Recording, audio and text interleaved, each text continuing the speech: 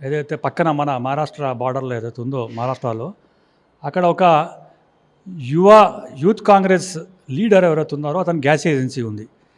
కృత్రిమ కొరత సృష్టించాలని చెప్పి భారతీయ జనతా పార్టీను మోదీ గారి ప్రభుత్వాన్ని బదనాం చేయాలని చెప్పి 1000 సిలిండర్లు దాచిపెట్టినారు. భారతీయ జనతా పార్టీ కార్యకర్త పోయి కంప్లైంట్ చేస్తే అక్కడ విజిలెన్స్ అండ్ ఎన్ఫోర్స్మెంట్ వాళ్ళు పోతే అక్కడ 1000 సిలిండర్లు దాచిపెట్టుకున్నారు. అలాగే ఎస్పీ సంబంధించిన ఒక వ్యక్తి మన ఉత్తరప్రదేశ్లో 770 సిలిండర్లు దాచిపెట్టి కృత్రిమ కొరత సృష్టించినారు. తెలంగాణ రాష్ట్రంలో అంటే కాంగ్రెస్ పార్టీ రాష్ట్రంలో లోపట్నే భారతీయ జనతా పార్టీ ఏతర రాష్ట్రంలో లోపట్నే కొరత ఉంది. భారతదేశంలో ఎక్కడ కూడా కొరత లేదు. మీరు ఎప్పుడు నేషనల్ న్యూస్లో కానీ స్టేట్ న్యూస్లో చూస్తే ఉత్తరప్రదేశ్లో, మహారాష్ట్రలో, మధ్యప్రదేశ్లో, రాజస్థాన్లో, గుజరాత్లో ఎక్కడ లేదు. కేవలం తెలంగాణ, కర్ణాటకలో, అలాగే కొన్ని ప్లేసెస్లో తమిళనాడులో ఇది అంటే ఒక ప్లాన్డ్గా చేస్తున్నారు.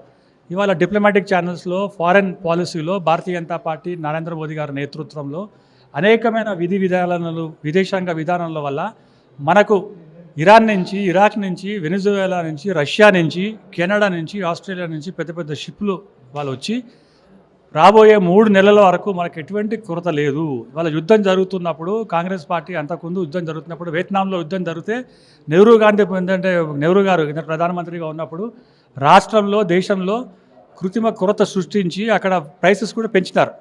మోదీ గారి ప్రభుత్వం ఇవాళ యుక్రెయిన్, రష్యా వారు జరిగినప్పుడు మనకు ప్రైసెస్ పెరగలేదు. ఇవాళ ఇరాన్, ఇజ్రాయెల్ ఏంటంటే వారు జరుగుతున్నప్పుడు కూడా పెరగలేదు. ₹1 కూడా గ్యాస్ సిలిండర్లు పెరగలేదు, పెట్రోలియం ప్రోడక్ట్స్ పెరగలేదు, ఎక్కడ షార్టేజ్ లేదు. ఇది కేవలం కాంగ్రెస్ పార్టీ కావాలని బురద రాజకీయం చేసి ఒక డిసడ్వాంటేజ్ ఉన్న పొజిషన్ అడ్వాంటేజ్ వాళ్ళు తీసుకోవాలని చెప్పి చేస్తున్నారు తప్పితే ఇది ఎటువంటి కొరత లేదు. చాలా క్లియర్గా foreign policy, economic policy, diplomatic relations వల్ల మనకు షిప్స్ రావడం అనేది కేవలం షిప్ మీద భారతీయ తిరంగ పతాకం వెతుకుతూ ఏంటంటే ఎగరేస్తుంటే మనల్ని హమ్రోజ్ అనే ఒక స్ట్రైట్లో కూడా అక్కడ ఏ ఒక్క షిప్ పోయినప్పుడు కూడా కేవలం భారతీయ దేశానికి సంబంధించిన షిప్పులు ఏమైనా వదిలిపెడుతున్నారంటే ఇది దౌత్యాన్ని మనం విజయం సాధిస్తున్నాం.